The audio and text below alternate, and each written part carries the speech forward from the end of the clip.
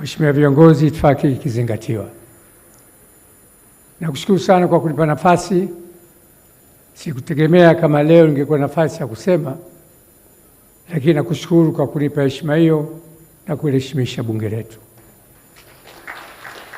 Nachukua nafasi hii kumpongeza Mheshimiwa Rais, Makamu Rais kwa maboresho ambayo anafanya sasa nchini na hasa kwenye kitengo cha mahakama. Nimemsikia Rais wa TLS. Naheshimu sana mamlaka za TLS, mawakili wa TLS na mawakili wote nchini.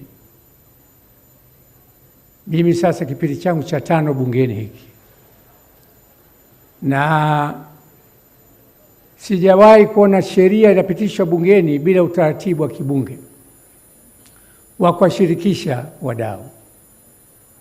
Lakini namshukuru Rais wa TLS rasmi. Hili ni bunge la wananchi, hatuwezi kufanya kazi bila wananchi. Na kukaribisha tukitoka hapo ujosini kwangu, nikueleze tushirikiane, tushauriane ni namna gani ya kuboresha huduma bora kwa wananchi wetu. Nitamwita mwenyekiti wa kamati ya sheria na baadhi ya wenyeviti ili tuwe pamoja na wewe utusaidie na sisi tukusaidie, tuboreshe taifa letu liwe na huduma za haki, na kama ulivyosema, maendeleo ya nchi ni furaha ya watu. Nakushukuru sana Mheshimiwa Jaji Mkuu.